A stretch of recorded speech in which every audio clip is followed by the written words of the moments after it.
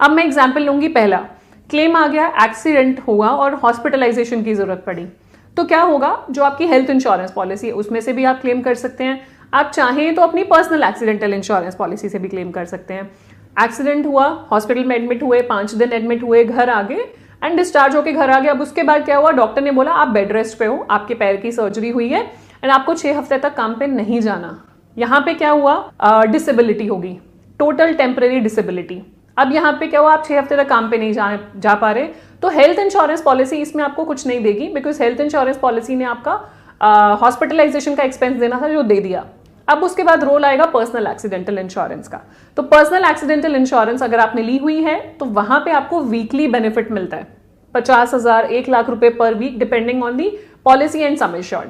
तो वो आपको वीकली बेनिफिट मिलता है जितने टाइम के लिए आप बेड रेस्ट पे होते हैं। मान लीजिए डॉक्टर ने 6 वीक्स के लिए बेड रेस्ट पे बोला, there is a loss of income, आपकी मोबिलिटी रिस्ट्रिक्टेड है, आप काम पे नहीं जा पा रहे और लॉस ऑफ इनकम है, तो इतने टाइम के लिए आपको वीकली बेनिफिट जो भी आपकी पॉलिसी में 50,000 1 लाख रुपीज पर वीक का compensation.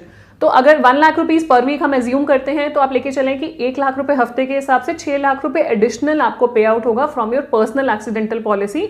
This is over and above your hospitalisation expense. तो इसीलिए कहते हैं कि पर्सनल एक्सीडेंटल पॉलिसी अलग से लेनी चाहिए।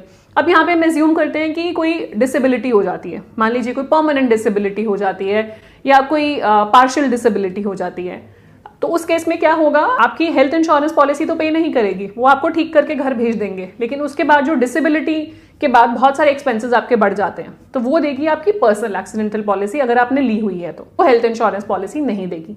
अब दूसरा एग्जाम्पल लेते हैं हेल्थ इंश्योरेंस और क्रिटिकल इलनेस का। मान लीजिए आपके पास हेल्थ इंश्योरेंस पॉलिसी है 10 लाख और क्रिटिकल इलनेस इंश्योरेंस पॉलिसी है 10 लाख। अब यहाँ पे कैंसर का क्लेम आ गया, एग्जाम्पल लिया because most common critical illness है, कैंसर डायग्नोज होता है और कैंसर की वजह से मान लीजिए कोई सर्जरी होती है, तो जो आपकी हेल्थ इंश्योरेंस पॉलिसी है उसमें आपकी 10 लाख की लिमिट है, तो सर्जरी कॉस्ट, कीमोथेरेपी, बाकी मेडिकल एक्सपेंसेस आपकी हेल्थ इंश्योरेंस पॉलिसी से कवर हो जाएंगे। अब आपने अगर क्रिटिकल इलनेस इंश्योरेंस पॉलिसी ली है और वहां पे मान लीजिए कैंसर उसकी लिस्ट में है, जो क्रिटिकल इलनेस की लिस्ट है वहां पे है, तो 10 लाख रुपीज लमसम भी आपको मिल जाएंगे, बिकॉज इंश्योरेंस पॉलिसी का टर्म्स एंड कंडीशंस ये थी कि अगर ये लिस्टेड इलनेसेस डायग्नोज होंगी तो हम आपको लमसम अमाउंट देंगे। तो as per policy terms and conditions आपको 10 लाख रुपीज लमसम मिल जाएगा over and above your hospitalisation expenses. तो जो हॉस्पिटल में एक्सपेंसेस हुए वो हो गए एंड उसके ऊपर आपका क्रिटिकल इलनेस पॉलिसी आपको देगी। क्योंकि जो आपका मोस्ट आस्क्ड क्वेश्चन होता है ये होता है कि क्या मेरी पॉलिसी में क्रिटिकल इलनेसेस कवर्ड नहीं है, क्या मेरी पॉलिसी में एक्सीडेंटल हॉस्पिटलाइजेशन कवर्ड नहीं है?